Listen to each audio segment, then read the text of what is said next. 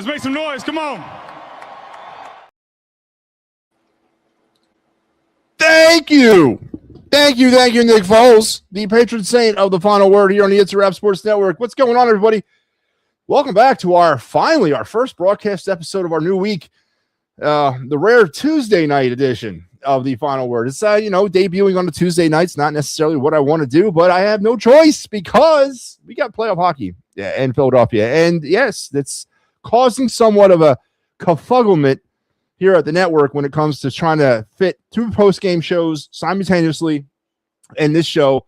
I just don't have that kind of time on my hands to be, and I don't think you want to see me, 3-4 hours a day. God knows I don't want to see me 3 to 4 hours a day. So we're trying to get these shows in where we can get them, but tonight's one of those rare occasions, one of two this week, that you're going to be able to see the final word here on the It's a Wrap Sports Network with your boy MattyB on the call, and I'm back, baby. And playoff hockey in Philly. That is obviously the lead story tonight. The Flyers are on their way to the playoffs for the first time since that ill-fated bubble trip back in 2020. They wrapped up their season tonight with the Flyers B team taking on the Montreal Canadiens that were in a divisional race, 2 points on the line that they desperately needed. And from the very outset of this hockey game, the Flyers the Flyers B team outskated the Montreal Canadiens, a team that's 106 points, a upper echelon team in the East, in the Atlantic Division, all that, a Stanley Cup perennial allegedly. I don't think they got a run in them. They got too many issues with the goaltending, and I don't really think they got it in them for a run. And they're a Canadian team.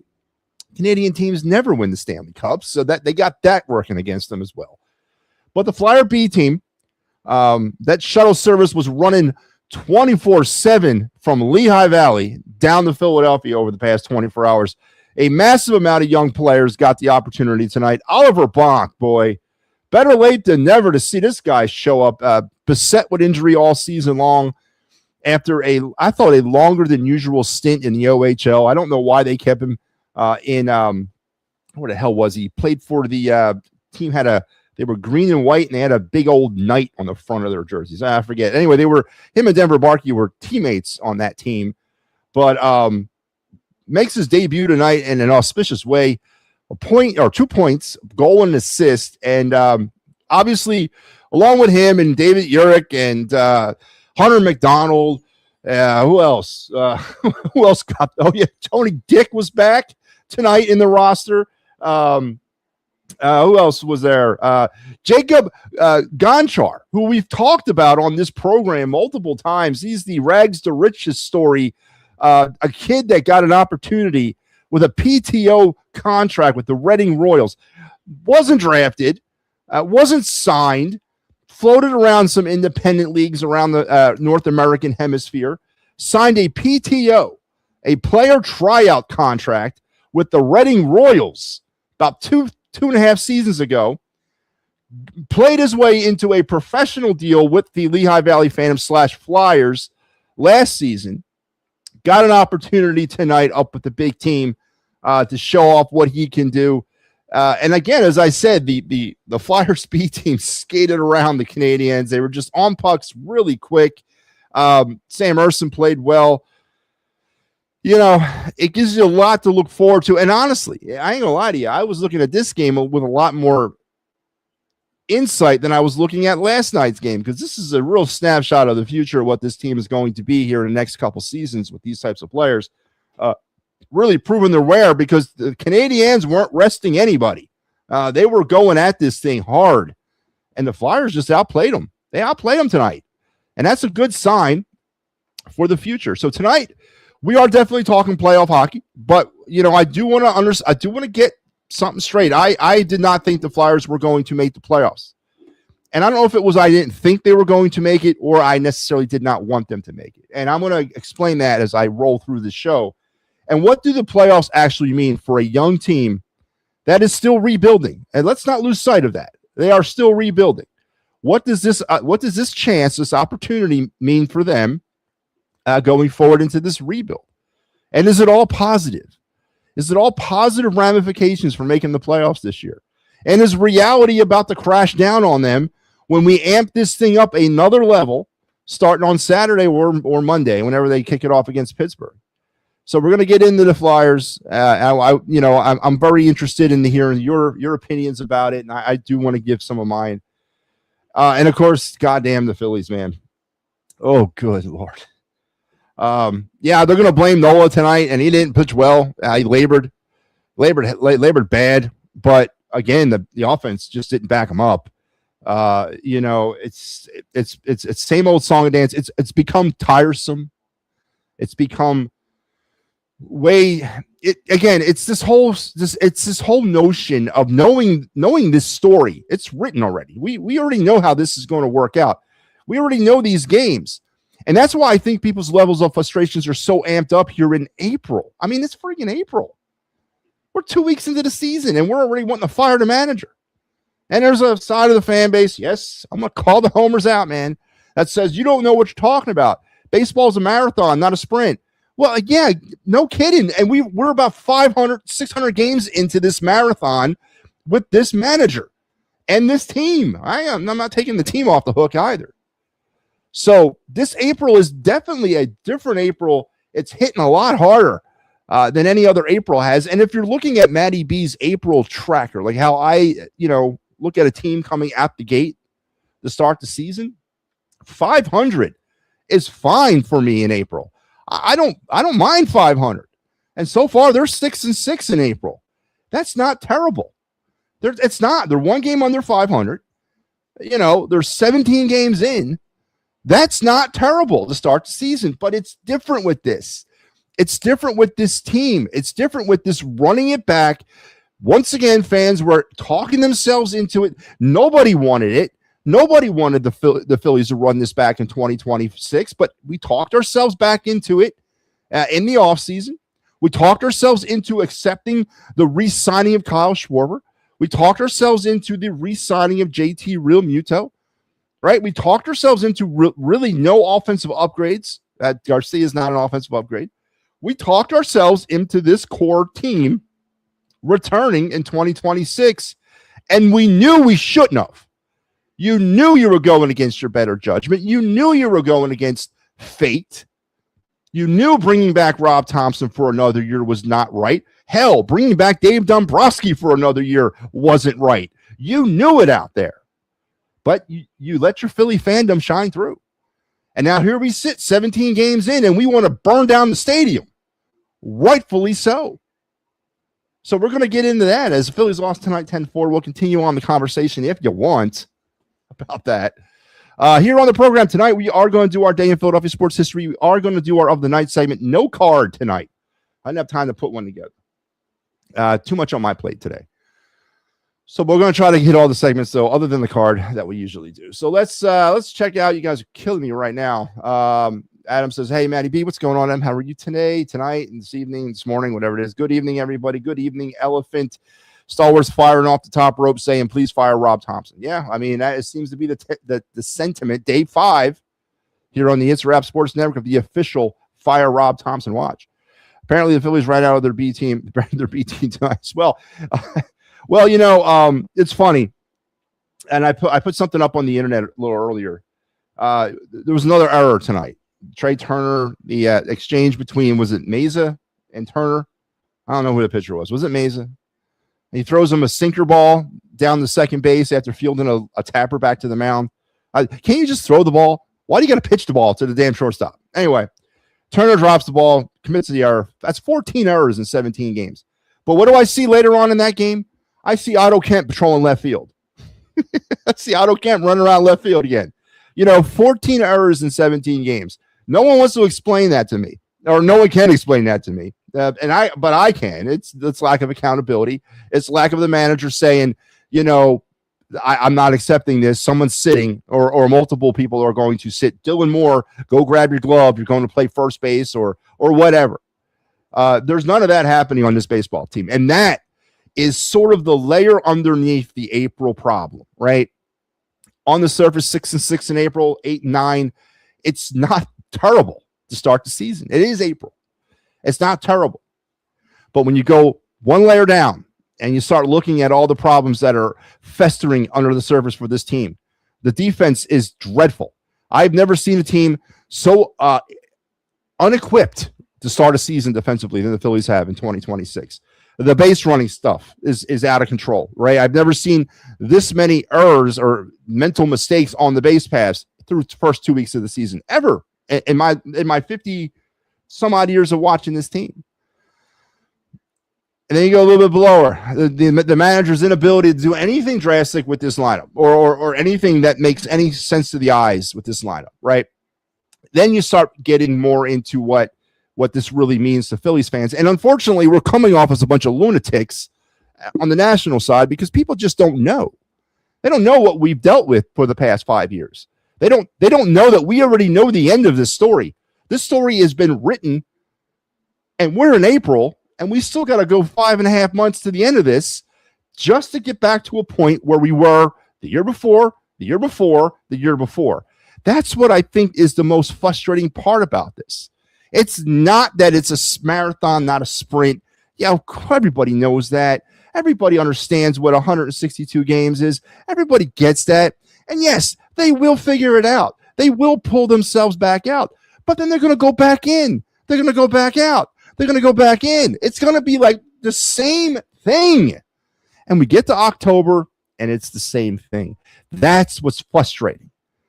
If you change something now, and you know what? If you don't want to fire Sleepy Rob, fine. Whatever. I don't care. But then have the man change the lineup drastically. Something different is going to have to happen. And I'm not talking on the night-to-night basis, right? Not the day-to-day, the game. We know how this is going to play out. Phillies will probably score tomorrow. They'll score 3 runs tomorrow. Who's pitching? It's Lazardo. Phillies will win 3-2 tomorrow. They'll win 3-2 because they'll get a late hit. They'll get a late hit unexpectedly and probably come back from a 2-1 deficit in the 8th inning and win. You heard it here first, right? And then we'll go into the Braves series. We'll probably lose game 1, but then we'll score about 8 runs in game 2. We'll lose game 3 by 5-3. See, again, I clip this because I want to see how I did. I guarantee you I came pretty close when it's all said and done with. That's the problem, is that we already know how this story is going to end. And that's what's frustrating. It's not late September, and we're not, smelling the playoffs, and we're about ready to make a run, and, perhaps we can talk ourselves into that. No, man, we're in late April, and we already know how this is going to end. And that's what's frustrating. And that's why firing the manager is deservedly at this particular moment in time. It is. Can't fire the team. You ain't going to be able to get rid of 26 players with these contracts. So the easiest thing to do, and the thing that will change, will elicit the most change, is going to be the voice coming out of that clubhouse. And right now, that voice is non-existent. The accountability on this team is non-existent. Certain players on this team feel that they can do whatever they want to do and not have to face any accountability towards it. And it's showing by their play on the field. It's not about the day-to-day for me. And we know this. It's not game-to-game anymore. I've stopped looking at this thing game-to-game. I was trying to do that. But 2 weeks in, I'm done. I'm done looking at this thing game-to-game. We already know how this is going to go. We just got to sit back and wait for it. That's the problem. I don't want to sit back and wait for it. I want something new. I want to change. I don't care if we lose 30 games in a row. If it's with Kyle Schwarber cleaning up, Justin Crawford leading off, so be it, right? So be it. At least we tried something. And then you bring up Felix Reyes from AAA, because he's probably the most MLB-ready player down there at AAA right now. You bring him up. You throw him in the left field, or do something else, put him on the bench and keep Kemp, put him in the infield, whatever. Just something different. I don't care. I don't care if they lose 30 games in a row like that. It's something different. And that's what I think the bottom problem with a lot of Phillies fans is. It's just Groundhog Day. And we're sick of it. It's Groundhog Day and it's April. And that's too much to bear right now because we have the whole season to look forward to. A very special season of baseball here in this city. The All-Star game, the draft, the Futures game, the lockout, all that's coming. And we want to take advantage of all that. Wheeler was not great tonight. He got touched up down in Double-A, man. They rocked him around a bit. I wonder what's next. I wonder if another rehab stint is in order. Hey, everyone, Joe Hal's up. Are the phone lines going to open? They will, I promise. Al says fire topper. Wow, Al's saying fire topper. Ooh, man. Wow. It's April. Battle Pennsylvania Flyers mode activated. Playoff mode activated. Pride rivalry and everything on the line. Flyers and Penguins. Who's taking it? I'll reserve my predictions for a little bit later on. But again, we're gonna one of our storylines tonight is, what do the playoffs really mean for a young team that's rebuilding? On display tonight, the Flyers B team, as I mentioned, skated circles around a Montreal Canadian team that was playing their starters, their A team. They were looking for points, and they skated around them, right? And that was a great thing to see. Absolutely. And it was so great that it got me thinking for the future. That's what making the playoffs on a negative side of things means, right? Now we're out of the lottery. Yeah, we're no longer a lottery team. Man, we're going to be the bottom echelon of the draft this year. For a team that's rebuilding, that's significant, especially with the situation in the free agent market with players that are not necessarily fitting the Flyers age group as far as turning this franchise around, where your only really choice here is to get better through the draft or through trade. The Flyers are not going to be picking on the bottom side of that draft. Is that what a rebuilding team needs to do? So again, these are some of the things I want to throw out there. You don't want to start a marathon by twisting your ankle. And it's not even about that anymore. Elephant, man, it's not. I don't want to hear it anymore. I don't want to hear that it's only April and the numbers will improve. Yeah, well, they absolutely will. I mean, I can show you 3 years worth of stat lines here. I can show you game trackers from 2022 on. And guess what? There's a lot of synchronization with some of these things. Yeah, the numbers will go up. As a matter of fact, the RISP has gone up from 216 to 264 over the past 2 games because of what? 8 for 14 the other night, 2 for 6 tonight. I mean, that makes those numbers go up. But we know that that's not what it's going to be. And 206 is not what it is either. It's going to settle in around that 245 mark. That's what they are, right? That's what they are. But that's the problem. That's what they are. And I was in fear of this starting the season out. I went into the offseason saying, I understand that they can't blow it up. I get it. Harper's got to stay. He's got to be here. Turner's got to be here. Schwarber didn't have to be here. JT didn't have to be here. But I went into that with an open mind to say, you know what? There's certain things this team can and cannot do in the free agent market. There's certain teams this team can and cannot do in the offseason. What I wanted to see was that infusion of young talent, right? We did get 2 of those players, Justin Crawford and Andrew Painter. I wanted more. I wanted a third one. I wanted Rakonis, who's hurt right now, but I wanted that third guy. That's truly how this team is going to find out. That's how they're going to turn the corner. It's not coming through a blockbuster trade. Nobody's trading for Kyle Schwarber, Trey Turner, or Bryce Harper. Nobody in their right mind is taking on that money. That's a reality check for everyone to kind of wrap their heads around. The only way this is going to change is if you infuse the youth. I'm talking 3 to 4 more guys come on up from Lehigh Valley or Double-A, wherever you want to pull them from. You got to bring them up, right?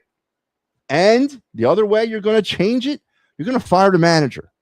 You're going to fire the guy that's so stuck in his goddamn ways that he cannot even see that regardless of what the numbers tell you, regardless of what the analytics tell you, there is no place in this 3D galaxy that we live in that Kyle Schwarber should not be batting fourth. That's really the problem here. I made this statement a few days ago.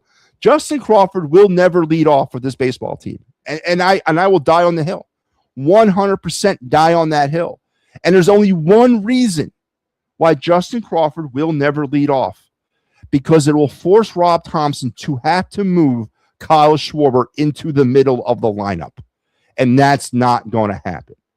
It has got nothing to do with what baseball tells you or what the feel of the game tells you or even what analytics will tell him at this point. Justin Crawford's not a 9-hole hitter. He's a leadoff guy, and he will be eventually. But right now, moving him up that lineup would drastically change the lineup in a domino type way, because you're going to have no choice but to shift everybody down one. And that means you're putting Schwarber in the 3 hole, or you're going to flip flop Schwarber and Harper 3 and 4. Guess what? Your manager ain't doing it. He will not doing it. And I don't know the reason. And it's almost comical right now. It's almost comical that the manager is either scared of Kyle Schwarber, or the manager honestly feels, and there's only 2 options right here, is either scared of Kyle Schwarber, or he actually feels Schwarber belongs in the 2 hole. I hope it's that he's scared of Kyle Schwarber, because the other option is stupid. I mean, it doesn't make any sense. My 16-year-old stepson can tell you Kyle Schwarber's not a 2-hole hitter. So I hope it's that he's afraid of Kyle Schwarber. But that's never going to happen as long as Rob Thompson's your manager. Justin Crawford will never lead off. Take my word for it, because it will present an option or a confrontation between the manager and Kyle Schwarber, because that's honestly what the problem is. Kyle Schwarber doesn't want to bat 4th. Simple as that. And I'm taking that one to the bank. Yes, they are going to open up. I will get him opened up, I promise. Kemp needs to go. I disagree. He needs to not be in the outfield. Don't give up on Otto Kemp. Ain't nothing wrong with him. Again, we're blaming Otto Kemp for this. You're blaming Brandon Marsh. You're blaming people like that. No, man, come on. Let's be real here. All right. So those are our 2 hot topics. Now, if you want to throw in some Eagles talk, we can. We're getting danger close to the draft. And yes, the It's a Wrap Sports Network is going to enter the ring of draft coverage on Thursday night, April 23rd at 7 p.m. We will have continued coverage of the first round of the 2026 NFL draft. The Gridiron Weekly boys will be kind of leading the charge on this program. It'll be complete first round coverage, starting from round 1 to round, 31, 32, wherever they go. And they're going to be in charge. The It's a Wrap Sports crew, the Philadelphia crew, has been told that they can jump on. So, there may be some segments with some Philly guys as we move through this broadcast. So make sure you spread the word and be here on draft night, April 23rd, 2026, for It's a Wrap Sports inaugural draft coverage. And really excited about it. I want to thank the Gridiron guys.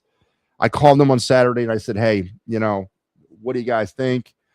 They had a little powwow. They got back to me a couple of days ago, or yesterday it was, and said they were on board. So I'm really, really excited about it, and cannot wait for that. Here's what's happening on this network here for the rest of your week. We're into Tuesday, our busy night. We had a busy night tonight. And I'm pulling up the anchor leg with the final word. Tomorrow you're going to have me back on the Fightins Finals. I got you for the rubber match with the Cubs, and then the Pittsburgh Sports Desk at 8 on Thursday. It'll just be me doing the final word. No post-game stuff. Friday, it'll be the Philly Friday Frenzy and the Fightins Final twofer with Big Al. Saturday, we're going to have the best of the week of It's a Wrap Sports and the post-game Phillies Braves. And of course, there is a TBD in there. I believe the NHL is going to release the schedule for the playoffs probably Friday, seeing how the regular season does not end till Thursday. I believe they're going to probably post it on Friday, maybe Thursday night late. I don't know. But as soon as we find out the actual schedule of the Flyers, the mock Clear the Ice schedule for the opening or for the first 4 games is actually done already. I'm just waiting for obvious dates and time. Well, dates. I don't really care about the times, but we will, as soon as we find that out, we will get that out and get that published. But yes, we will have postseason coverage of the Flyers. Of course, we're going to do that. I've been waiting 4 years to do a Flyers playoff game on Clear the Ice. So we're going to have you there for post-game Flyers this playoff run. So just be patient. As soon as the NHL releases the schedule, we'll get it out.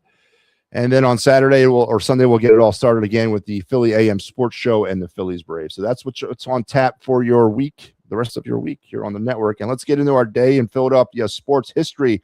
So let's strap in, strap on, strap up, keep your head, hands, and feet inside the car at all times. This was a very bad day, a very solemn day, a day that I'll never forget. Back in 2009, of course, this was the day that Harry Kalas, Hall of Fame voice of the Phillies, died of a heart disease on this day. A tremendously popular TV and radio analyst for the Phillies for almost 40 years, actually began his broadcast career with the Houston Astros from 65 to 70. And while Philadelphia fans love to mimic Callis is out of here and everything else that he would say, his original signature long ball catchphrase was, "That ball is Astro Orbit." It doesn't have the same kind of hit to it, but yes, obviously a bad day for all of the city of Philadelphia today. In 2009, Harry Callis died in the broadcast booth getting ready to do a Phillies Nationals game. And I never forget where I was. Yeah, I think all of us will have that Harry Callis I knew where I was moment when we heard the news. It was shocking because I never thought it could happen. I'm going to lie to you. I'm not going to lie to you. I think I'm not alone in this, but Harry Callis is not supposed to die. Harry Callis is supposed to just transcend the generations, and I'm supposed to die first. You know what I mean? Because there's no other voice. There was no other voice. And Tom McCarthy, God bless him and all that, he does a fine job, but there's just not, it's just not right. It's not right. And again, no offense to Tom and Kruk, but it's just not right. It doesn't hit the same way. I don't lay on the beach in Wildwood and listen to, John Kruk and Tom McCarthy. I don't sit on my steps waiting for the ice cream truck to come down on a hot summer night, listening to John Kruk and Tom McCarthy. I don't do that now. That would be creepy, but you get my point here, right? It was Harry Callis and Richie Ashburn. And obviously we lost Richie first, and that was a hard replace. But when we lost Harry, it hasn't been right since then. Now, again, no disrespect. I get it. But that night or that day, on this day back in 2009, a legend truly was lost. And what happened over the course of the end of the off season when they renamed the deck to what is it, the High Mark Energy, whatever the hell they call that thing,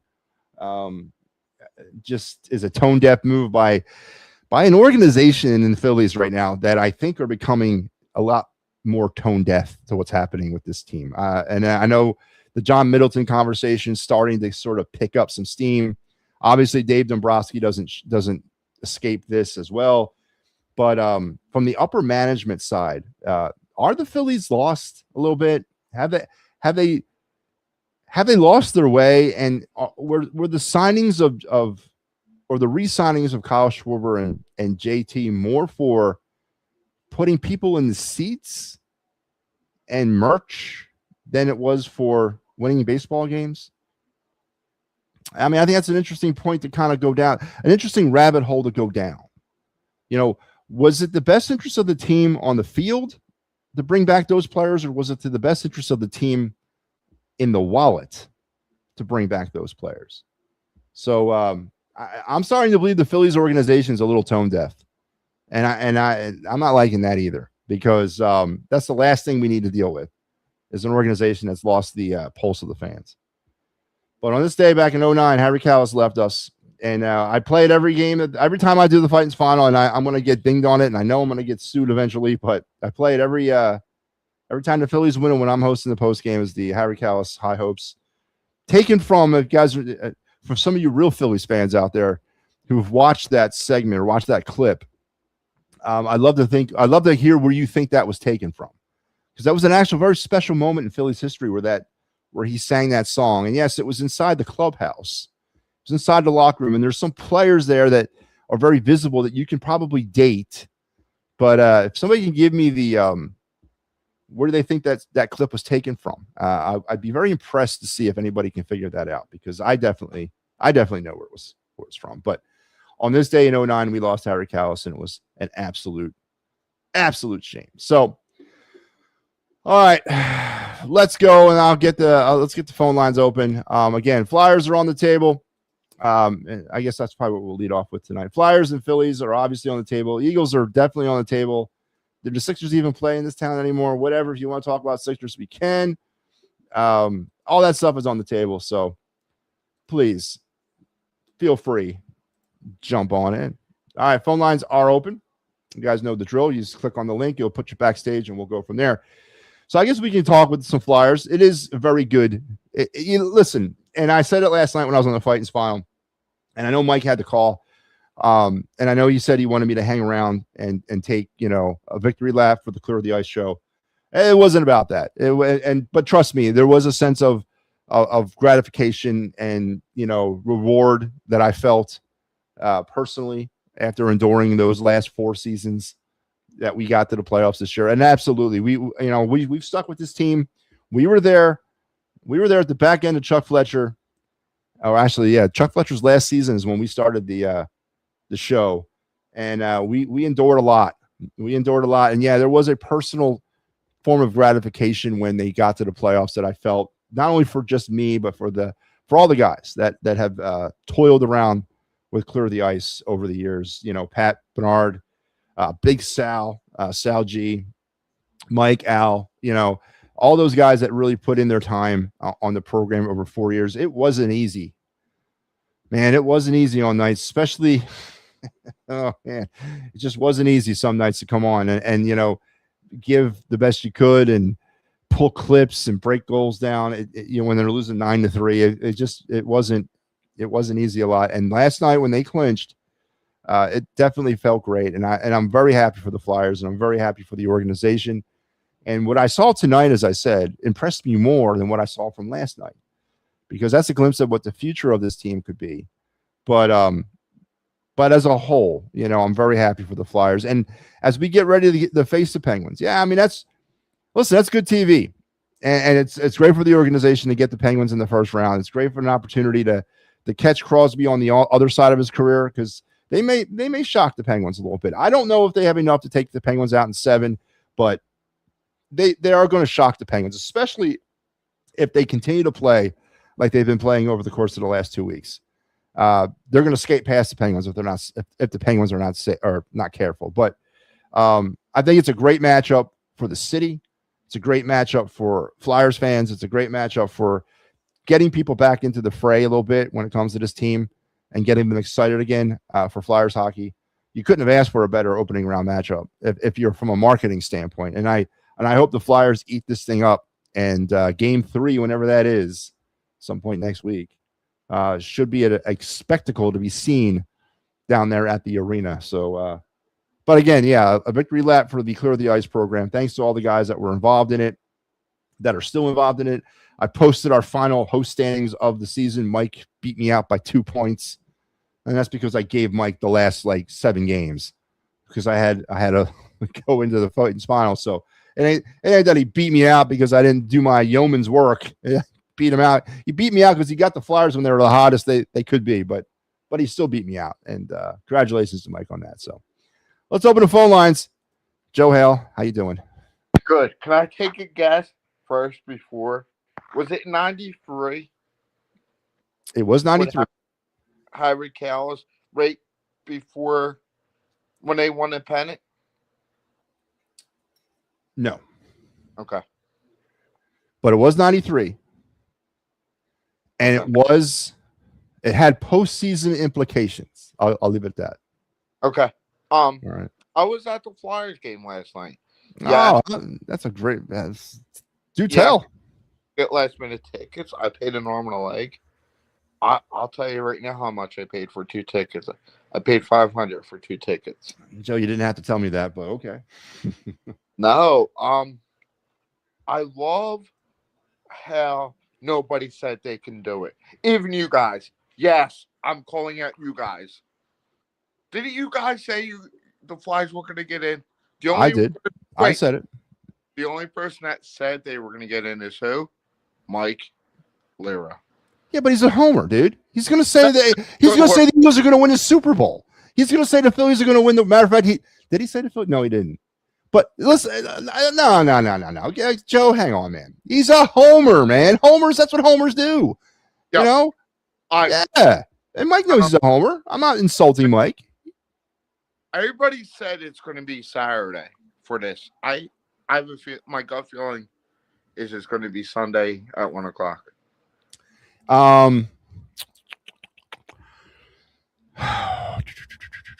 don't know about that. I don't have any inside knowledge about it, but I have a feeling it just screams Saturday afternoon to me for some odd reason. We're gonna find out during Who plays Thursday? The early game at 7 o'clock game on ESPN. Listen, there's actually not that many. There's mostly late games on Thursday. Let me see real quick. I have it right here. They're going to announce it on Thursday. So Thursday, you got the Blues and the Mammoth at 7:30. You got the Ducks and Predators at 8. Everything else is at 8. Yeah, it's all like 7. It's one 7:30 game, and the rest of them are 8 and beyond. They're going to announce it at 7 o'clock.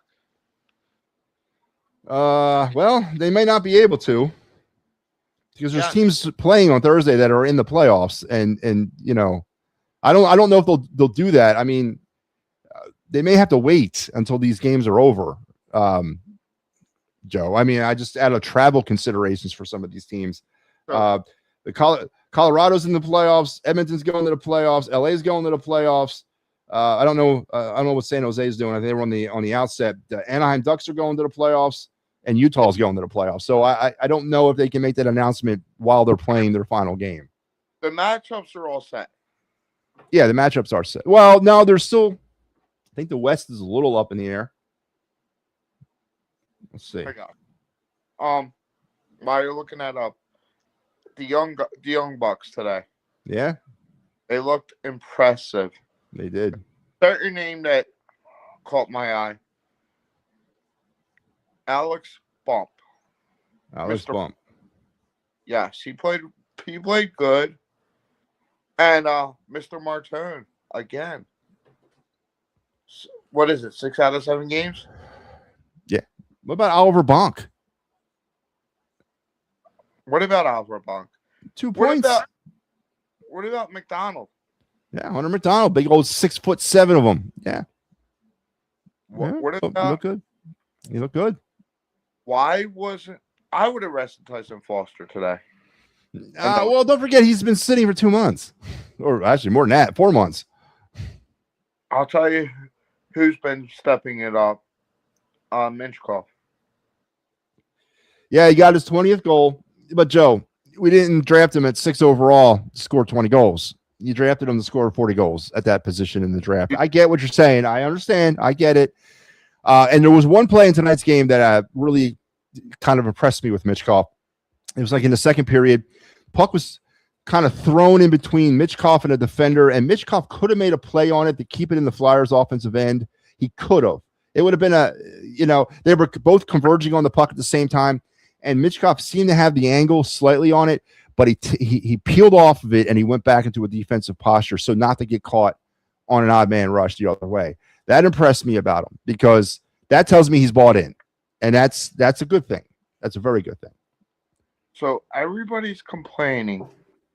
I'm not saying you guys about the lottery. I'm glad the Flyers are out of the lottery. But the Flyers are going to go. No, I'm complaining about the lottery. We talking about? You can put me out there. I am complaining about it. This is not where I want to be as a rebuilding team. I'm sorry, Joe. It's not where I want to be. It's a bust for NHL prospects this year in a lottery. Joe, you can't say that, Joe. Second of all, you think Gavin McKenna is a bust? He's the only one. He's the only good one. Oh no, Joe, come on, man. You can't say that. Because I guarantee if the Flyers are in a lottery, you're like, oh, it's good that they're in a lottery because this is one of the better, deeper years. Come on, Joe. Let's keep some reality, man. It's okay to be excited about the Flyers. I am too. But I don't I don't want them to make the playoffs. I want them to win a Stanley Cup. Joe, do you see the difference? But give credit to Danny Briere and Keith Jones, the president and GM of operations. For what? What am I giving them credit for? The rebuilding process has begun. This is year 3 of the rebuild, right? This is year 3. Wait, not under Briere Jones. What am I giving them credit for? Right? Give me X's and O's. What am I giving them credit for? X's and O's. Rebuilding the future. Give them credit for that. Signing a number 1 goalie. He's not Joe. He's not a number 1 goalie. Yeah. You're riding a great wave of Dan Vladar, and I'm not telling you that next season when he's still under contract that he will not be once again in that position at number 1. The Flyers did not select a player in the second round and a player in the third round of the same draft year goalies to have Dan Vladar be the goalie of the future. He's not, Joe. He's not. He is the Okay. goalie of the immediate future, Wait. but you're not going forward with him beyond next year. I'm He's telling your- you, Joe. He's your stopgap until they're ready. Which is next year. They're not going to re-sign him. They're not going to re-sign him after next season because Carson Bjornsson will be ready by then. They did not draft these players this high to let them sit in the minor leagues. That's a question. Is the other one coming over, or is he? Yeah, I don't know. I haven't heard much about. I need to research that. But you're right. Yeah, Igor Zaradin should be done in Russia. This should be it for him. He should be on his way over. So hopefully next year. And the Flyers have the most cap room in free agency. Am I right? Or Well, not the most, like the top 4. I think they got a lot. And trade for a center, not a McDavid type, a better than Coots guy. Okay. I'm tired of the Coots. So they could go out and sign a Coots guy in free agency. They could find one of those guys, but that's not what they need, Joe. Joe, they don't need a better than Coots guy. They need a Connor McDavid guy. Joe, they need a Connor McDavid guy. That's the guy that's going to bring all this together. That's the guy that's going to tie in the Porter Martones, the Dyson Forresters, the MattyB Mitchkoffs. That's the guy that takes this team into the Stanley Cup conversation. Until then, we are a great young talented story that's going to make some noise in the playoffs, but eventually will fall short. Yeah. But again, I'm not sitting here. What's that? I can see him beating Pittsburgh, and I want to tell you why. Who was it? Malkins tweeted, "I'm scared." Well, he's scared of Philly fans. There was a tweet out. Someone tweeted that. I don't know if it was him. I don't believe that. I don't believe that, but okay. I'll tell you who said that, and you can go back. And this was Crosby when they first started. What was it? When Drew rocked them when they played Pittsburgh. Oh yeah, I brought that. It's up on our Twitter. I resurfaced that yesterday. I put it up yesterday. Yeah, that's an awesome clip, and I love that. That's a great clip. But is that the same Sidney Crosby we're going to see? Sidney's done, man. You know, but he's still a Flyer killer. Don't get me wrong. He's still going to get his goals. I think Crosby's a baby. Oh yeah, I mean that's obvious. I agree with you 100%. All right, continue telling me the X's and O's of why I should give Keith Jones and Danny B credit. The coach, Rick Tocchet, number 2, Rick Tocchet. Nobody. Joe, you were wanting him fired a few months ago. Do you remember that? Oh, I love the hire. Joe, during the Mitchkov drama, I remember you saying, I think they made a mistake. But mistakes are forgiven. Number 3. I'm going to go back to the Gucci trade. Cutter, okay. Segors. And that brings me to number 4, Jamie Drysdale. Everybody said he was washed up. Am I correct? Mm-hmm. Oh, he hadn't reached his potential. And yes, there were some questions whether he could. I agree. So you would rather have Jamie Drysdale and Cutter Gauthier? Yes, because Gauthier didn't want to be here. Why did Gauthier not want to be here? I think it wasn't. I think it was the head coach at the time. I disagree. Who do you think it was? It was the management. They wanted him to go back to college for a second year, and he didn't want to do that. So was it John Tortorella? And it was Danny B and Keith Jones. Was it? That's where I think that's where the rift began. Okay. He wanted to come out after his freshman year, and they wouldn't let him because they wanted to save a year on his ELC because they felt the team wasn't ready for him yet. I wish we could find out the truth about that. You know, I think we will one day. And you're right. I'd like to know the real story. Absolutely. I'll go back to my points. By the way, Ricky's in the hospital. What's going on with Ricky? He has pneumonia. Again? Yeah. But Ricky, if you're listening, brother, we're praying for you, man. I'm gonna give you another point. I wouldn't tip it. With Rick Tocchet's system, he shined this year. So a lot of players, and then to your point, and this is where the Tortorella Tocchet thing changed. And again, I think a lot of credit should be given to Rick Tocchet. I think a lot more credit than what's been given should be given to him because he took the training wheels off these guys that Tortorella had on him. And yes, Tortorella had him on training wheels because Tortorella had a narrative. I don't think, maybe last year he was, but I don't think through most of his time with the Flyers, Tortorella really cared about wins and losses. He cared about building pros. And a lot more credit needs to be given to Tortorella because he put these players in a position where Rick Tocchet could take the training wheels off of them and turn them loose and have their actual skill on display on a nightly basis. And you're right about that. I think Tocchet by taking away, because there were people would get benched if they weren't in the right lane. People were getting benched if they missed a pass and if they weren't where they were supposed to be. 100%. Morgan Frost, Joel Farabee, Sean Couturier, Mitch Kopp, the name, just 4 of players that suffered the wrath of John Tortorella not following the system. 100% agree with you there. And Tocchet removed those training wheels and said, go make plays. And you're right. I think that definitely worked. So my next question is, does Danny B win the Executive of the Year? Would you be surprised? No, I think the guy out in Utah is going to win it. Man. Is it not? It's not Verbeek. Who is out in Utah? It's I know who the coach is. Is it Hacks? The GM? No, the GM out in Utah. Oh, it's not David Fletcher. That was a mistake. No, it's not him. It's Utah Mammoth GM. Let me see. Who is the GM? So if that doesn't happen, is Tocchet win Coach of the Year? If you had to vote, would you vote for him? For the Jack Adams Award for the Coach of the Year? Well, Tocchett's won that before. He's definitely got a history with it. He's going to be in the top 3. Would I vote for him? Yeah, 98 points. Yeah, I can't shake a stick at that. So I would look at that. Yeah. 2012, right? 2017. I read something about 2012. No, that can't be right. You might be right. 2012. It ain't 2017. Yeah, they barely got in the playoffs that year. With the shootout with Bush with the New York Rangers. Yeah, wasn't that the Stanley Cup year? Wasn't it the year they went to the finals? 10? Yeah, it was when COVID with no fans. Yeah. No, it was 2010. Boucher. Yeah, 2010. There was fans there. 2020 was with no fans. So it's been, 8 years since they made the playoffs? It's 5. All right. 1920 was the last time they got in. Okay. And that was in the bubble. And they made it to the Eastern Conference Finals. Yes. No, they lost to the Islanders. No, and then they went to the Cup a year before that.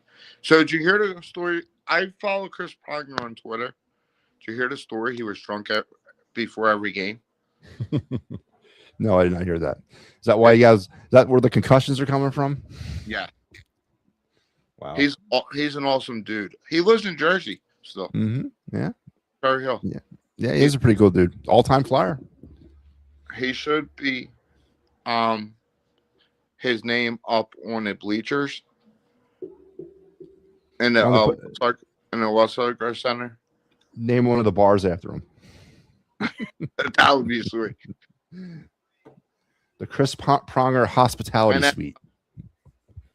I'll let you go, but I want to say one thing. I think the Sixers should sell the team. Absolutely, 100% agree. And actually sell the team to somebody who wants to move them out of Philadelphia, put in for a lottery for an expansion team, and let's start over again. Because we got the WNBA, we got the girls coming. Yeah, let's all put our chips on around them. Honestly, the NBA. Well, it's not even worth my time to talk about it, but I will entertain it. No Phillies talk tonight, Joe. You want to gloss over that? Yes. When is Zach Pop back? I have no idea why. Because he's better than what they furnished. And what's up with Killer? What's up with who? The guy that they signed from Chicago. Who's that? The bullpen piece, Keller. Max Keller.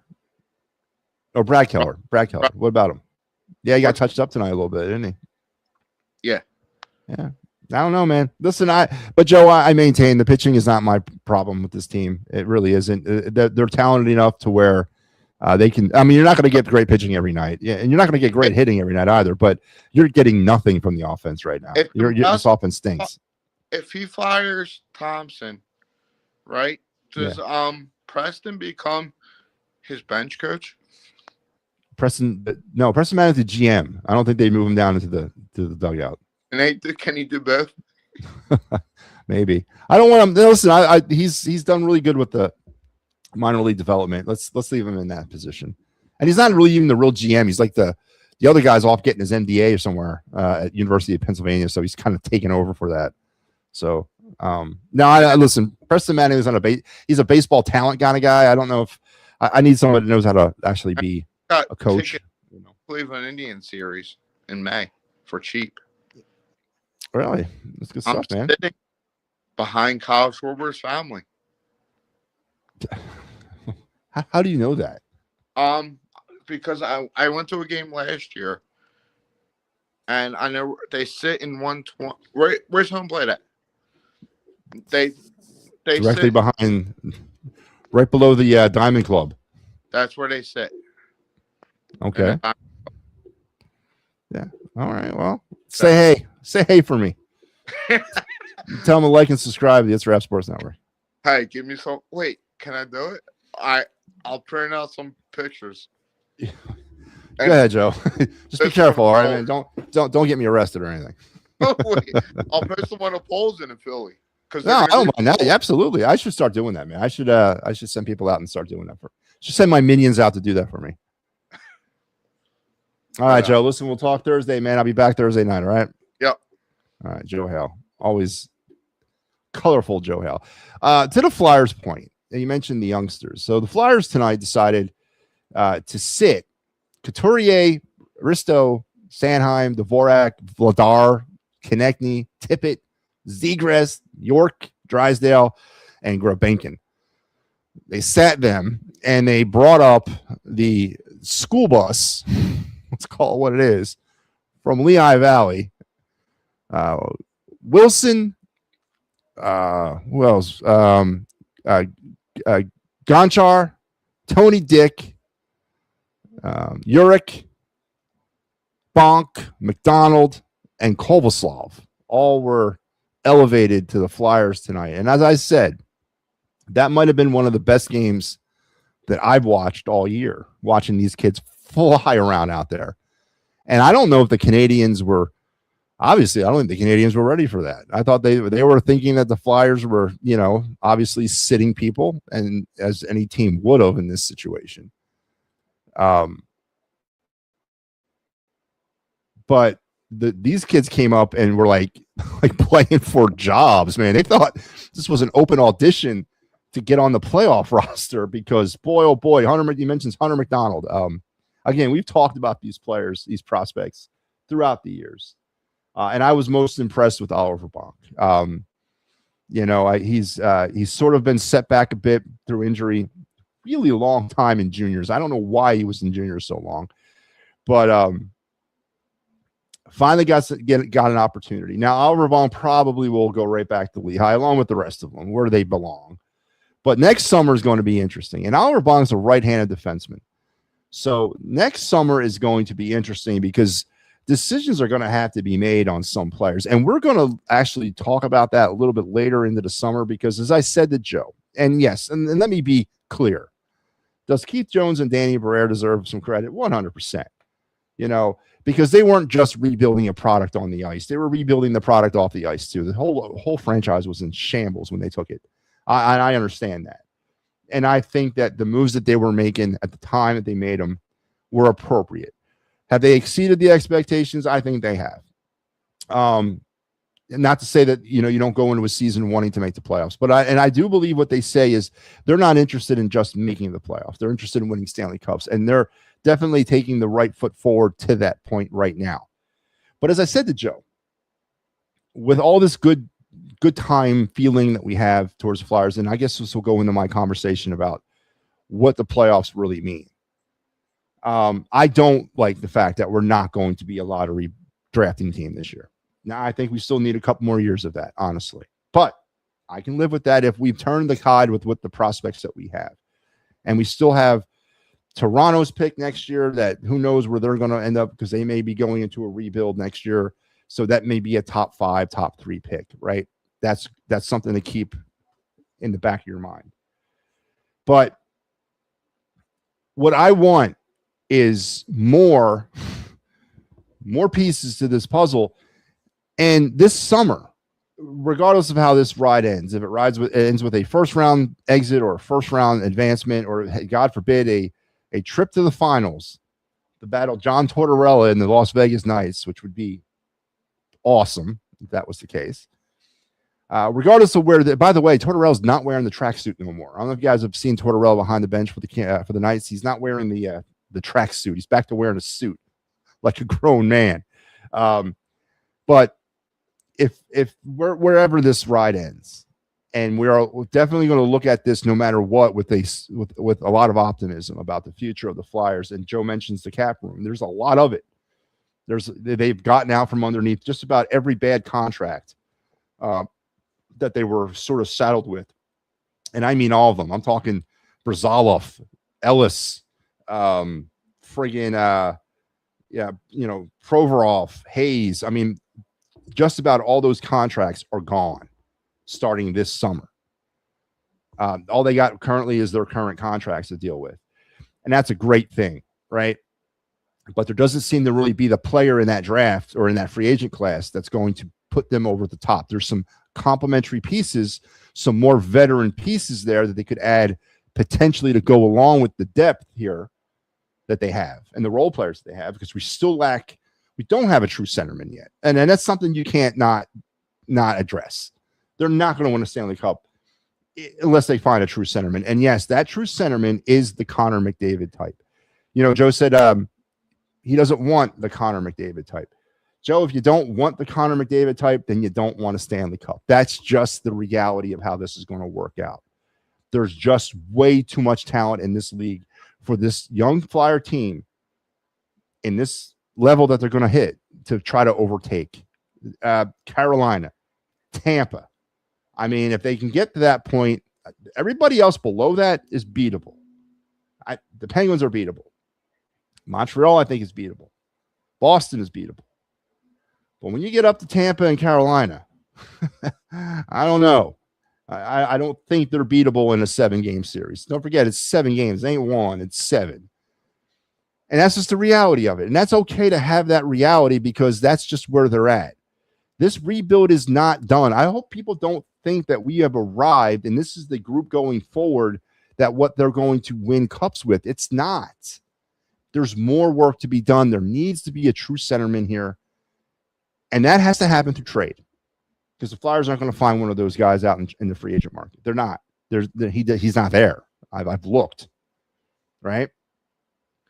I've mentioned the John LeClair moment before, and you know what that is. That's the moment where, back in '94, Bobby Clark with a good young team anchored by Eric Lindros just couldn't seem to get out of their own way. They started the season off 2-7-1 in a strike-shortened year. They only had like 60 games to play that year. They were 2-7-1. Clark had to do something to upset the apple cart. He had to subtract to add or add to subtract. So he pulls off the John LeClair trade. He sends his most popular offensive player, not named Eric Lindros, which was Mark Recchi, sends him to the Montreal Canadiens for John LeClair and Eric Desjardins. What happens from that point forward is history. John LeClair goes from a 25-goal scorer to a 50-goal scorer. Eric Desjardins becomes one of the greatest centermen or greatest defensemen in Flyers history. They anchor a period of about 10 years of dominant hockey by the Flyers. Danny B needs to have that trade. He needs to have that trade in order to tie all this together. And there's 2 trades that we're going to talk about later on. I already have them mocked up. I already know who they are. I already have my people there that we'll talk about this summer that would, for me, classify as the John LeClair trade for the Flyers. People that would come in here and would bring this thing and pull it all together and elevate the Flyers into that next level. Because until those players get here, and yes, we're going to develop Porter Martone. And are we talking about Porter Martone 10 years from now saying he's that guy? Potentially, yes. But Porter Martone standing next to that guy centerman makes Porter Martone good, much better now, and helps his development a la John LeClair standing next to Eric Lindros. So that trade still has to happen unless if the Flyers want to be a perennial Stanley Cup competitor. This is great. If the Flyers had not gotten into the playoffs this year, they would have been the first team in franchise history to not make the playoffs for 6 years. That would have been catastrophic. They put their finger in the hole of the dam, and now we can kind of move forward with this. And I am 100% on board. It's going to be a great series against the Penguins. There's a formula for me, I think, for the Flyers to win this series, and there's a formula for them to lose. And we'll talk about that later on. But it's a winnable series. Pittsburgh's old. They're old. All right. Sidney Crosby's been in the league 29 years. Malkin's been there about 50 years. I mean, they're an old team. But just like the Flyers are in the playoffs, and a lot of people are saying for that playoff experience, the Penguins already have it. And when you get to this level, just like everyone's like, well, the Flyers, it's great that the Flyers are here to get that experience. Well, yes, but they're about to go up against a team that has it. And there are little nuances that teams are going to do to be fresher through the playoffs. And we'll see. And again, I'm pulling for the Flyers 100%. I would love to see them get past the first round and then go from there. As far as Dan Vladar goes, an amazing story. I think they gave out the season awards, and he won the Bobby Clark Award, which was the MVP. He won another one too. Dan Vladar did. He's had an amazing season, a career year. Vladar's never had this before in his career. This is not something that, has happened before. And is it the start of something good? Potentially. Is it lightning in the bottle? Potentially. Time will tell, and that's going to be next year, right? Vladar's under contract next season. And yes, I would 100% be on board with Vladar being the number one goalie next year. He's under contract, and if he has a similar season to this year, maybe we have something there. But I also default back to what I said to Joe. The Flyers did not draft a goalie in the second round and in the third round in 2023 to have these kids sit in the minors, right? That didn't happen. They didn't invest that high draft capital on those two goalies to have them sit down in the minor leagues, or one in Russia and the one in Lehigh. They're going to get their chance because the team invested a lot of capital in them. That's just business, and it's going to happen that way. Are you going to cast Vladar away and say, you know what, thank you for getting us here this year, see you later? No. You're going to give him that opportunity to come back next year and see if this is actually sustainable.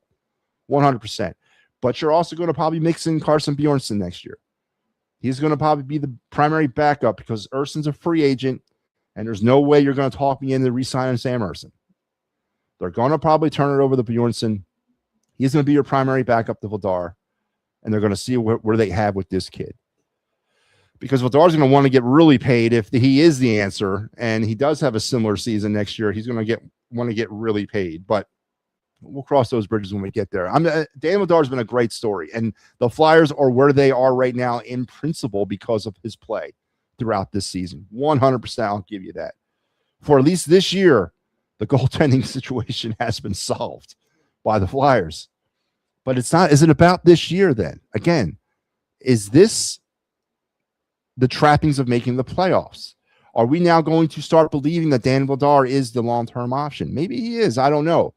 But does it cloud our judgment a little bit?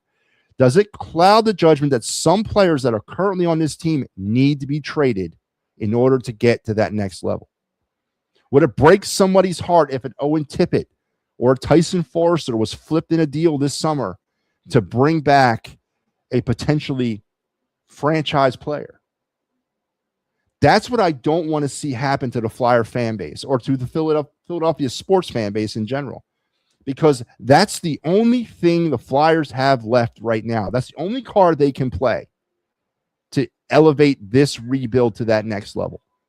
And if Danny B, the shrewd GM, executive of the year, potentially that he is, he knows that too. He knows some eggs are going to have to break. Maybe he doesn't do it this summer. Maybe he rides it another year. I don't know. But it's getting hard to justify the fact that we don't have a true centerman on this team. It's getting really hard to justify that. And Danny knows, Keith Jones knows, they're former players. They know they're not winning a cup without that guy. So that trade is going to happen at some point. I don't know when or who, but some of these fan favorites of this season. Now, am I talking Porter Martone? No. Am I talking a MattyB and Mitchkoff? No. Am I talking a Tyson Forrester? Probably not. But there's going to be a player or two that we all love and that we're hitching our wagon to that has to be part of a trade that brings back our John LeClair. There has to be, or we're never going to get above this level. And getting to the playoffs, it's not the end state. It's the beginning. So don't get clouded by it. Enjoy the ride for what it is, but remember there's work to be done. There's eggs to be broken. There's new players to bring here. There's some stones to be unturned. And we got to keep going forward. And it might be a very upsetting offseason for some Flyers fans. And when they hear X got traded to somewhere for Y, P, R, and Q. But that's the only card Danny B has left to play. Now, once you bring in that guy, then you can flip the free agent market and say, you know what? Let me bring in this veteran centerman to anchor this stuff, to kind of complement the young players, the franchise guy, and now this guy. That could happen. Absolutely. There's players out there that fit that mold.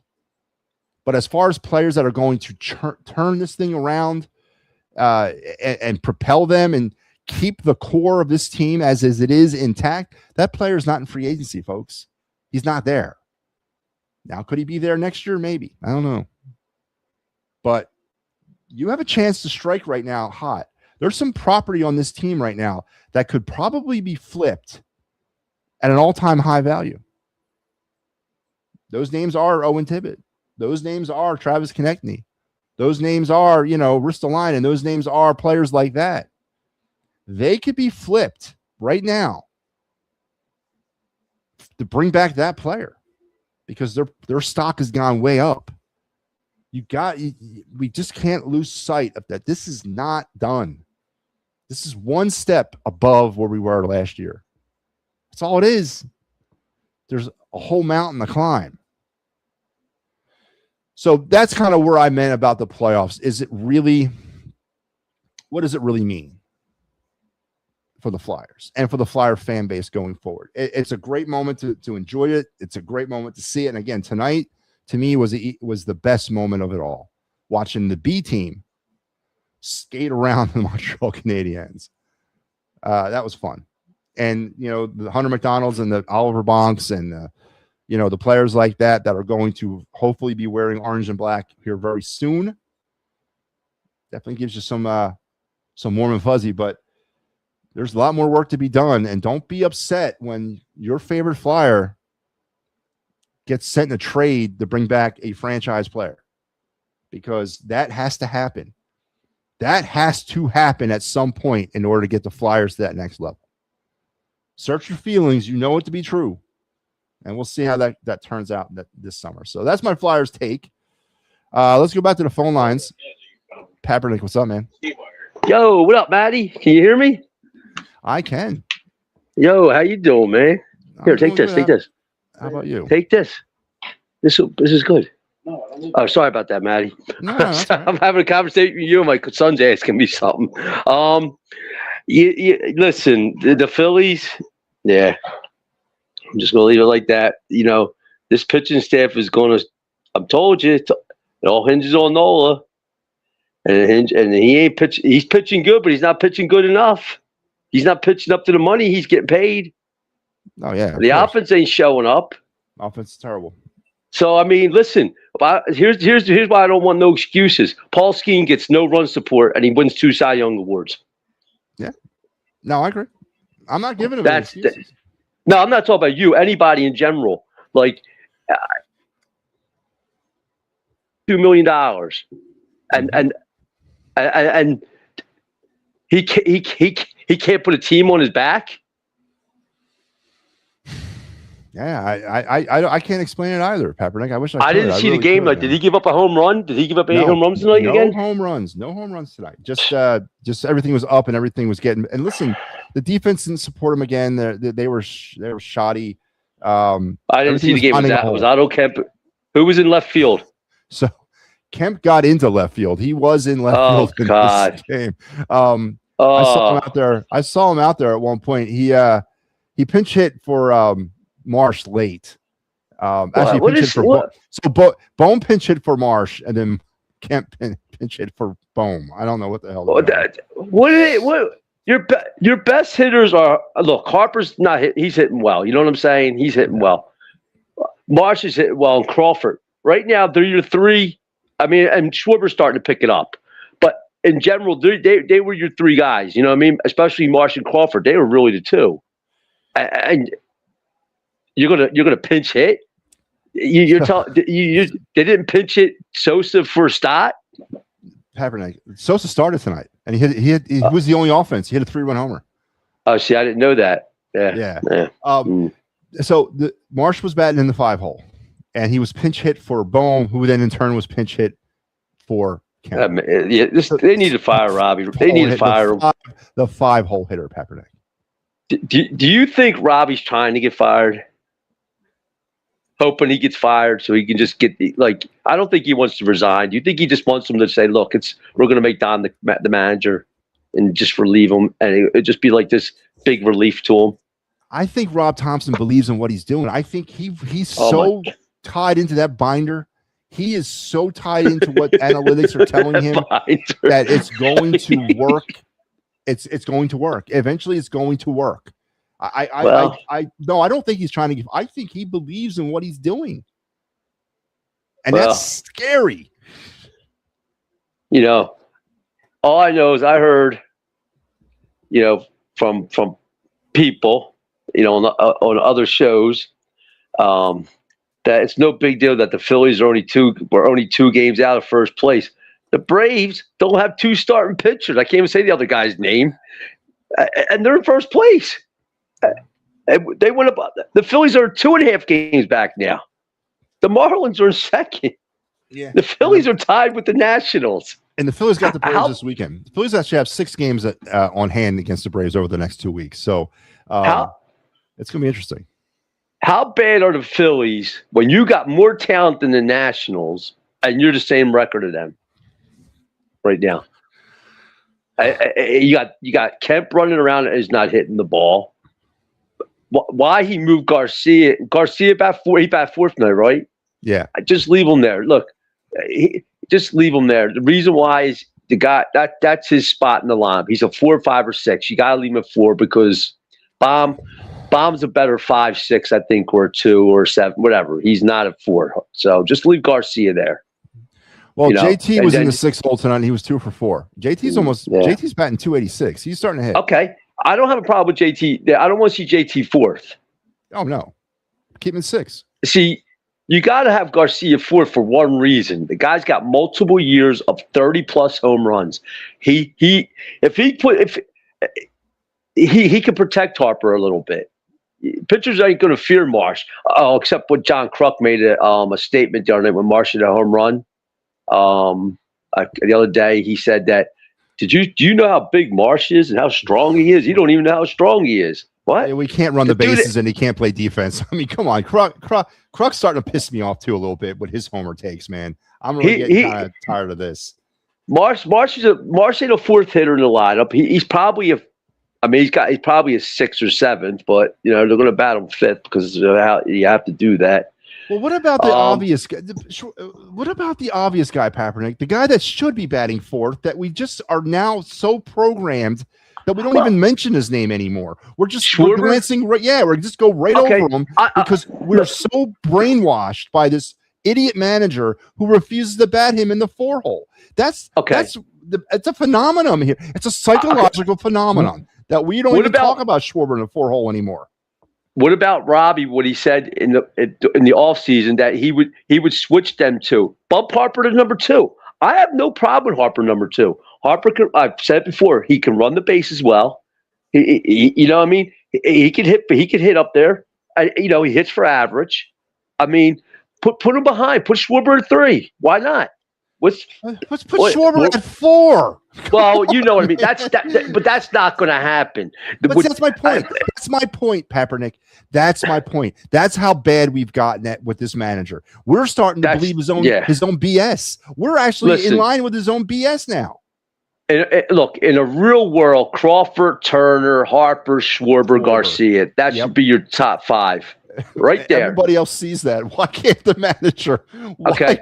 And look, even if you don't want to put Crawford up there, it should be Turner, Baum, Harper, Crawford. That's all. Baum's a number 2 hitter. He's a 2, a 6, 7, 8 hitter. That's what he is. He's and you have on this team as a 2 hitter. I'll tell you right now. Yeah. You know what? It was funny when whoever was batting second, whoever, I think it was Turner at the time or Schwarber, one of them. JT batted second, he hit well second. Baum batted second, he hit well second. Castellanos batted second and hit well second. And what did Robbie do? He shit them all out to the end of the lineup. I think JT's a decent number 2 because he can run the base as well. Yeah. See, that's what you got. See, this is where Robbie don't have the feel. You got guys in Crawford and Turner. If they get on base together, the havoc they cause, pitchers will pitch different to these other guys because you got guys on base. You don't want to have them stealing. Even if it's just one of them. It's just Robbie don't connect in Robbie's brain because it's like you said, it's the book. He can't go. He can't stray away from that. The Phillies through 17 games have 9 stolen bases. 9. And Crawford led the league. I think did he lead the league down to AAA? He had 43 stolen bases last year. And Turner's led the league in stolen bases.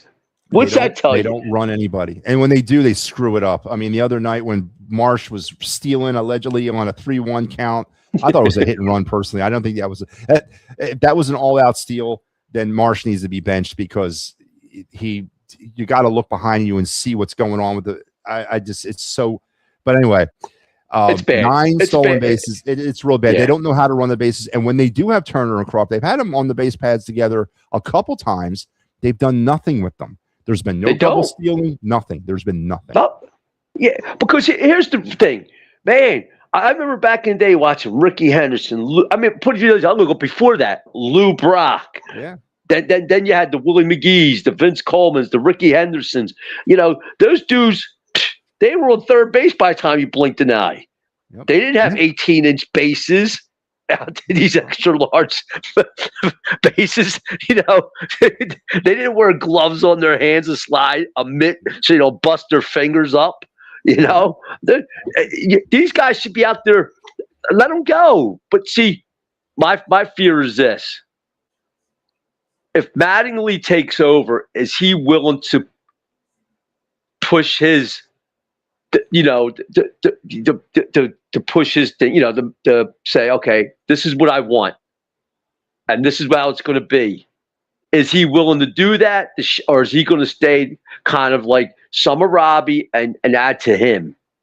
Because that's what some guys do. They don't want to do that. They kind of take a little bit from the manager because that's what it was, and then you have your own stuff. Is he willing to get in these and tell Harper, you're going to bat here, Schwarber, you're going to bat here, and stand by it? Well, time will tell. We don't know the answer to that question unless it happens. And Mattingly has gone on record by saying he doesn't want to manage, but I don't think he had a problem with entering managing just for the year. That's all I want him for. Listen, I think I said to you before, Don should just quit. And then you're going to have either Caleb or whatever his name is, or Dusty Watham or whoever. God. I mean, I'll tell you right now, people laugh at me when I say this. I know he's 80 years old in Larry Boa. You'd have a heart attack in the dugout. Yeah, but here's the thing. But here's the thing. But, okay, how's this? If Don don't want it, you got Dusty Baker out there. You got Bruce Bochy out there. Go talk to one of the Giants. Bochy, he's working for him. He's upstairs. Yes, he's working. That don't mean he can't get lured out of there. I mean, I think you said, could you see Dusty walking into the locker room with the toothpick, chopping down on it, and these dudes looking at him like. And the thing is, I think didn't Bryce win an MVP under him? He did. Yep. Young when he was a young, he broke in with them. Yeah. Yeah. Yeah. So, I mean, he knows him. And this is why I tell people all the time. This is not a team that needs a first-year manager. They need a veteran manager, it's a veteran team that can put these guys in their places. A young manager will not do that. I agree. And there was a situation. Listen to this, Papernick. So the Cubs tonight started a pitcher named Martin. He pitched 1 inning, and then they went to the bullpen in the second inning, and they read that guy for 6 innings. See, this is what analytics is doing to the game. It's killing the game, man. It was not a bullpen game. It was a strategic move by the Cubs, by what's his name, Craig Counsell, to get them through the first inning, and then they put in another guy, Ray, who pitched 6 innings. Well, some other team did that against the Phillies, and then the Phillies how about this? Supposedly Painter had a migraine, and then it went away, and then he could pitch in the second inning. Third inning. Third inning. I think that was a lot of BS. Like, now you're going to get the kid coming out of the bullpen? Yeah. I don't understand what analytics is doing to this game. I really don't. And it sucks because Crux said it in the telecast tonight. Can you imagine telling Steve Carlton, hey, we're taking you out after the first inning because analytics tells me I need to put a right-hander in? What do you think Steve Carlton would have done? Well, how's this? Can you see go down there and tell Steve? How about this? Go down and tell Steve Carlton it's the 5th inning. You threw 70 pitches. You're coming out with the lead. Yeah.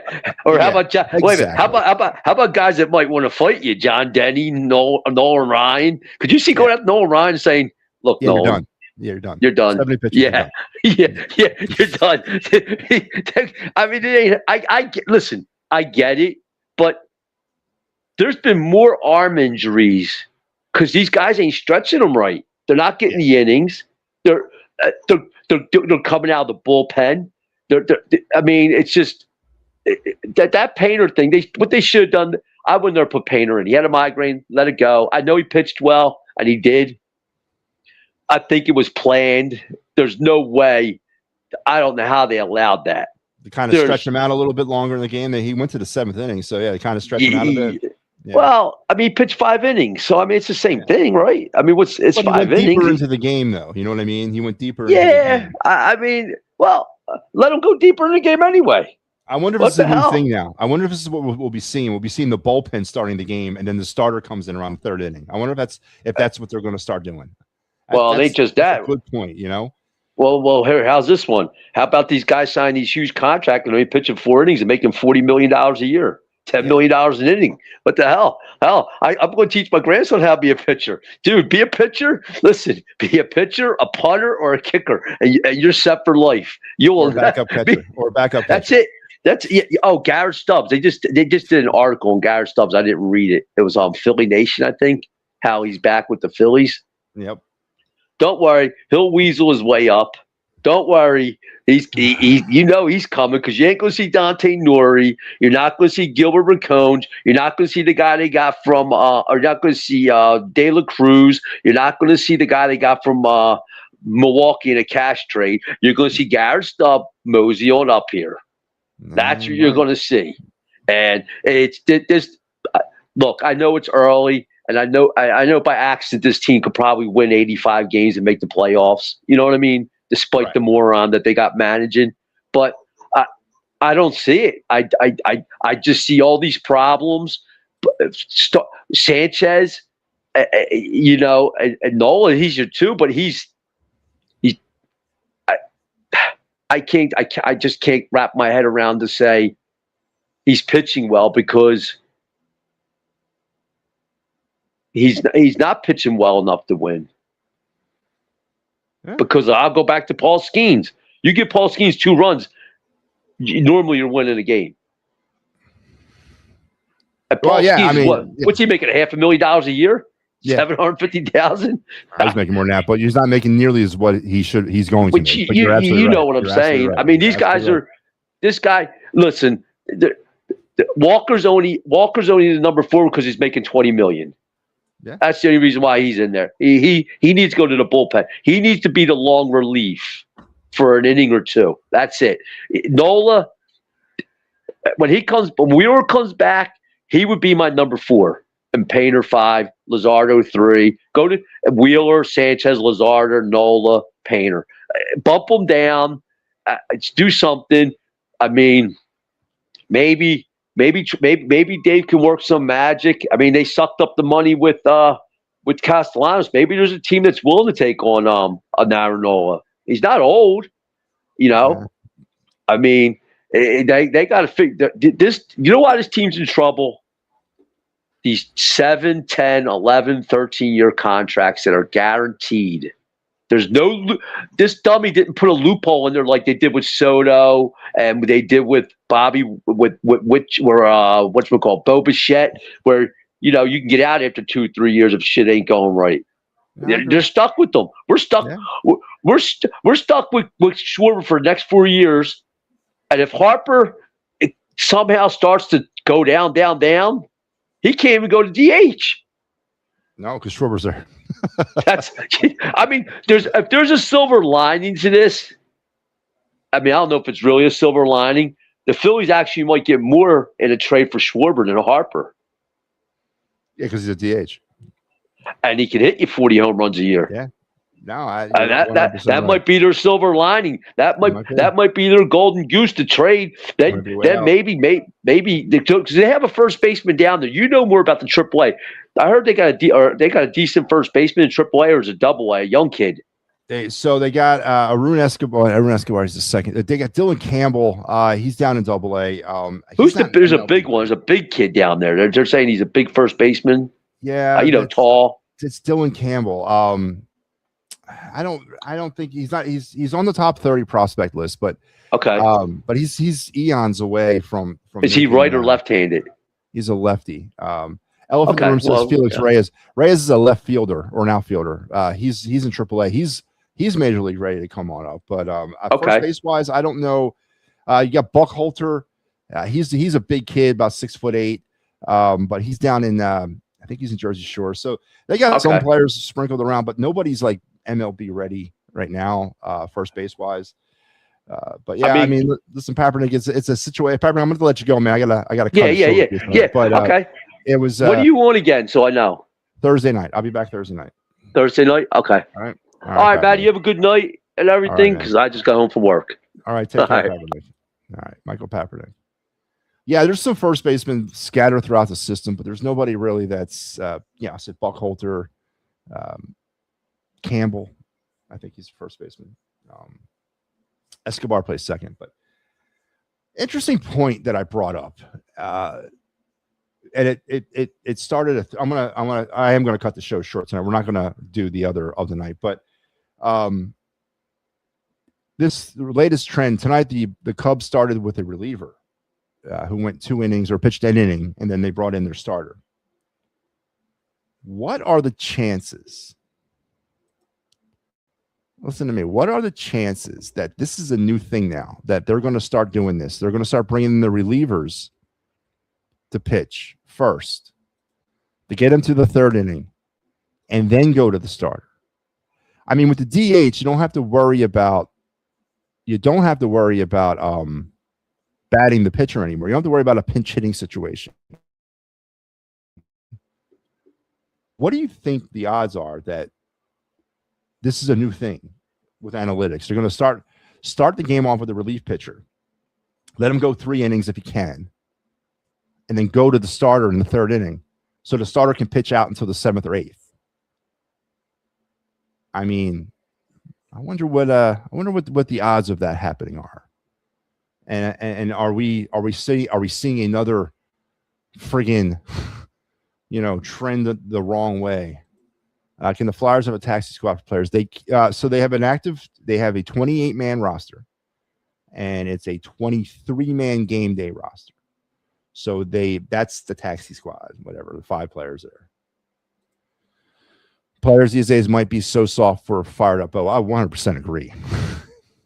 And Bo, I don't know if Bo would survive, man. He'd have a heart attack. Yeah, Griff McGarry got traded to the Dodgers today for international signing pool money. Obviously, they didn't like him. Felix Reyes, he's an outfielder. Keaton Anthony, he's also an outfielder. But they're young players that are coming up. Him, Reyes, Dante Nori. I mean, the Phillies have an abundance. Gabe Raconis Jr. An abundance of outfielders that are on their way up, that are going to be part of this organization here if they don't get traded. But yeah. All right. So listen, we are going to cut it short. I will save the other night segment for Thursday night. I can't keep falling behind on this because I'm running out of time to go over these draft pick prospects. But actually, you know what? She's asleep. Let's do the other night real quick. Here we go.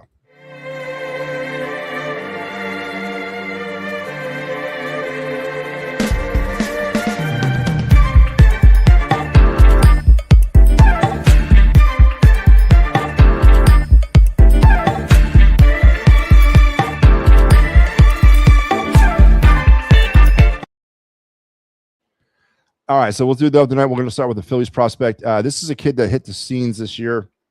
Phillies signed him to a $3 million contract. He's 17 years old. The Dominican-born Francisco Renteria. He is currently playing for the DSL Red or White down there. I can't see what it is. It's the ticker, but he's in the DSL League, Dominican Summer League this year for the Phillies. 17 years old. Because of his potential to have five very loud tools, one evaluator compared Renteria to number one prospect Connor Griffin. Renteria is a big, strong, and athletic. He has already shown a knowledge of how to put his tools to use that belays his years. The 6'3" right-handed hitter checks off all the boxes offensively with his feel for the barrel, elite hand-eye coordination, a propensity for hard contact, strike zone knowledge, and immense raw power. Renteria is also an impressive athlete, one who is a plus runner who has the chance to stick in center field long term.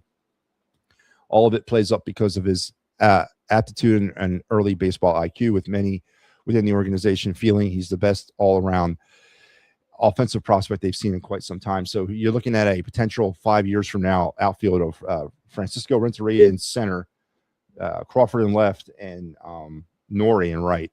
That's probably what the outfit is going to look like. But this kid is the real deal. 17 years old from the Dominican. And as they felt so heavy about him, they signed him to a $3 million contract over the winter. So definitely a kid to keep an eye on. Currently your number 3 prospect in the Phillies organization, honestly, at 17. So definitely keep your eyes out for Francisco Renteria coming to a ballpark near you, probably within about 3 to 5 years. Let's head over to the NHL draft that Joe Hale says is devoid of talent. Tonight we're going to talk about Elton Hermanson, the forward from the Modo team, out of Germany. 6'1", 174 pounds. Hermanson has loads of room to add strength to his frame, which will lead to more open ice power and pace. He's best described as an equal parts shooter playmaker. Hermanson is deceptive with a puck on his stick. He draws attention before making a decision to release the play to the net or wait out a better passing option. Top 4 defenseman with two-way upside at the NHL level. There's always a kind of a problem when you're going after a high prospect at the European level. The European ice is weird. The European game is a little weirder than the North American game. So there's always a transition potential issue there. But Hermanson does grade out to be a top 10 prospect as far as a defenseman goes. And he's a forward. He's a forward with a two-way defensive upside. So top 10. 6'1", 174 is a little bit on the light side. He does have to put on some weight on that frame of his, but definitely when you look at a player that can two-way pass, passing skills, I'm looking at him as a very good option there, and maybe 5 through 10 in this year's draft. And let's head over now and talk some MLB draft. And our draft prospect of the night is Carson Bowman, the left-hand pitcher who pitches for the Southside Christian High School in South Carolina, 19 years old. I could be 19 and still in high school. That's not possible. That age must be wrong. He bats right. He was born in 2007. Yeah, that's 19. How the hell is he still in high school at 19? Southside Christian. Maybe this is from last year. Left-hander, 6'4", 210. Yeah, he's committed to Wake Forest. Maybe that's where he's at right now, Wake Forest. Bowman's stuff is beyond approach, starting with a 91 to 94 mile an hour fastball that reaches 96, and he can throw it to either side of the plate with carry or downhill plane. He's got a pair of plus breaking balls with evaluators slightly preferring his 78 to 82 mile an hour downhill curve to his lower 80s sweeper. He also does a nice job of killing spin in the mid 80s kick changeup. That would become a solid offering with more use.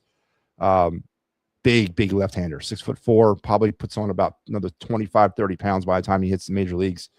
Definitely is somebody that you can look as a workhorse in your rotation, potentially maybe even a closer. But he's got fantastic stuff. That 91, 94 with a top out of 96 is really kind of where pitchers are these days when it comes to their fastball. The 100-mile-an-hour days are pretty much over. A 96-mile-an-hour fastball with some bite can do the trick more so than I think a 100-mile-an-hour fastball, because everybody can hit a fastball. It's just a matter of getting that little kick to it at the end, and Bowman has that. So he is definitely a top 10 prospect that be looking out for his name at some point in the top portion of this year's draft. So, all right, we did it. We went through all of them. That's good. I'm glad. So we got through the other night, and that's good. I keep pace with myself there on that. All right.